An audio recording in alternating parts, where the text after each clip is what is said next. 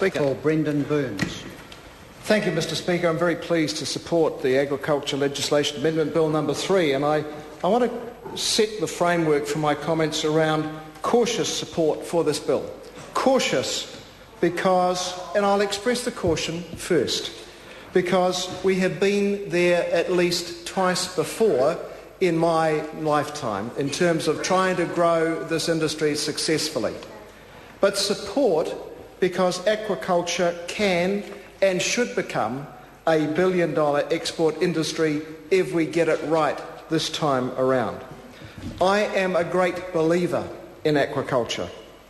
I say that as somebody who only at lunchtime today, with colleagues from Primary Production Committee hosting a South African delegation, ate some delicious salmon for my lunch, farmed salmon.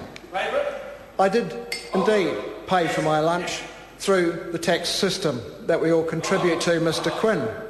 Last Saturday, in a rare moment off from work, I enjoyed at Pomeroy's pub in my electorate with my wife a lunch of a dozen freshly cooked Marlborough Sounds mussels.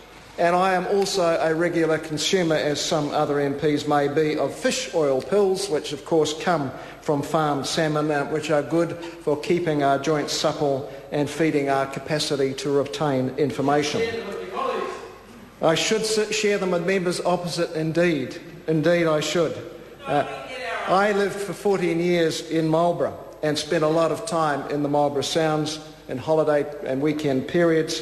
Marlborough Sounds is home, I think, to about 3/4 of the current existing aquaculture industry. I love to fish. You can never catch more fish than if you're somewhere near a mussel harvester. And yes, there are parts of the Sounds where the mussel industry and aquaculture in general may be currently being farmed to capacity, but that certainly does not apply in any more than a handful of bays across the vast expanse of the Marlborough Sounds. And the current aquaculture industry in New Zealand takes a fraction of 1% of our coastal water space. We do have considerable capacity for growth, and I hope this bill will provide for that, because this is a clean, green industry. It is a sustainable industry. It is an industry that is needed by this nation to grow, and it's an industry that is needed by this world to grow, because fish resources, fresh catch resources are declining. If you saw the weekend piece in the Sunday Star Times about the pressure on the tuna industry for one, and we need to be able to grow fish and shellfish to feed the world. The Marlborough industry, and the mussel industry, the green shell mussel industry is the dominant player in the current aquaculture industry, was established by mum and dad pioneers, and they grew that industry out of nothing. They invented such things as the use of net stockings in a continuous loop to host mussel spat and attach it to the lines between the mussel floats, which were also designed and developed in Marlborough for that industry. It was a number 8 industry, number 8 fencing wire industry that's come together and created a fantastic sustainable industry for us. But it does need to grow. 3 months ago I suggested to Primary Production Select Committee that we might go and look at the industry in the Marlborough Sounds. I think the proposal was we might go and look at a NIWA facility, but I believe that we should go and look at this industry in situ. And it was a splendid day, and we as members were shown, for some of us again, how that industry is performing and how it could perform better. And we were treated to some of the innovations that are emerging. Bruce Hearn from Marlborough, a pioneer of the industry, has now developed what I believe are the best oysters in the world, farming them commercially in the Tory Channel. They are absolutely delicious. This is the sort of technical innovation that's happening in the industry, and we should see more of it.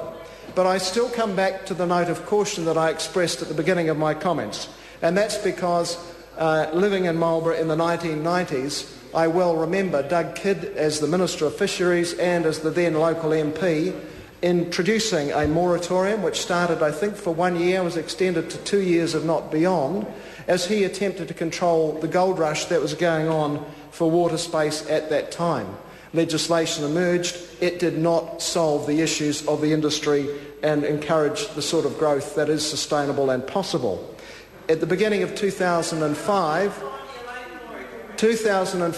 this is across parties and governments, and I should remind the member that it was her government that introduced the RMA, not the Labor government, as she was so critical of before. So check your facts before you open your trap.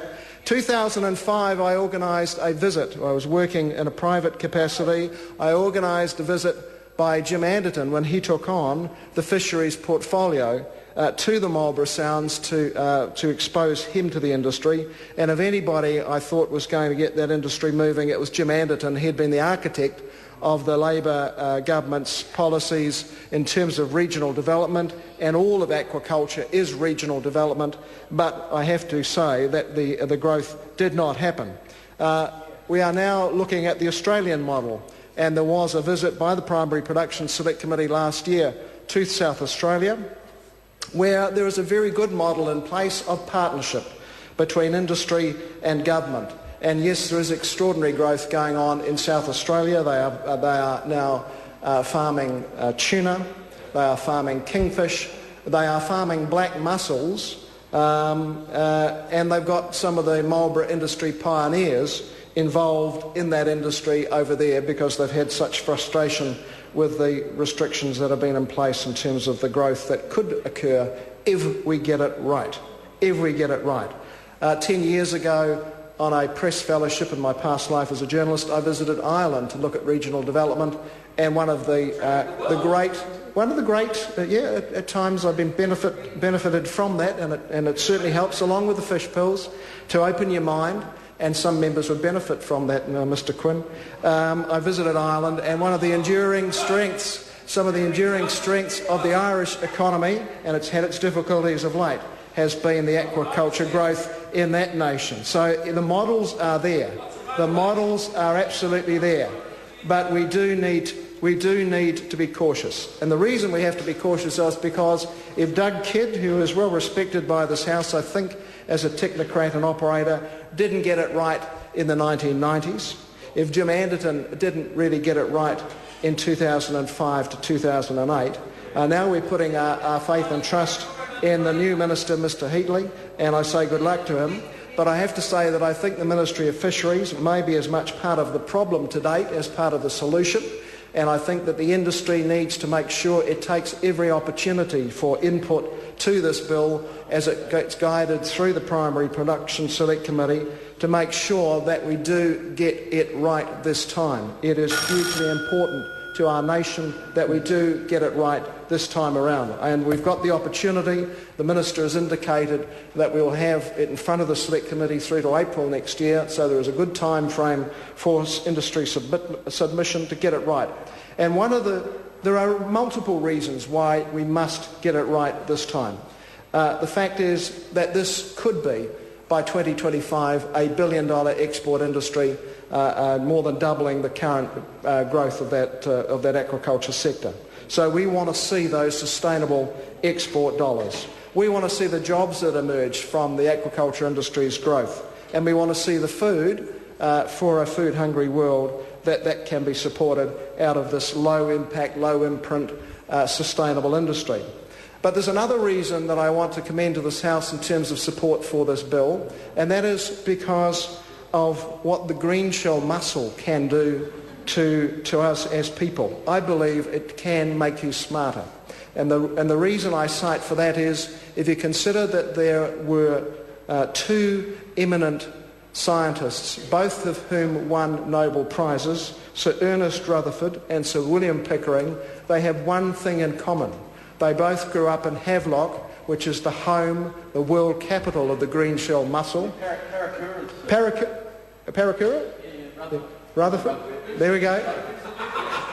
Yeah, Parakura too. There we go. Well, I won't quite put Parakura in the same league as Rutherford and Pickering, because theirs is a science bent rather than a political bent by Parakura. But in all seriousness, this is a sustainable industry. It deserves the chance to grow. It can be done in a way where communities can have input. We do not want to see the industry expand into every corner of every bay and every part of New Zealand. That will not happen. That's not envisaged, I'm sure. Sorry to interrupt you.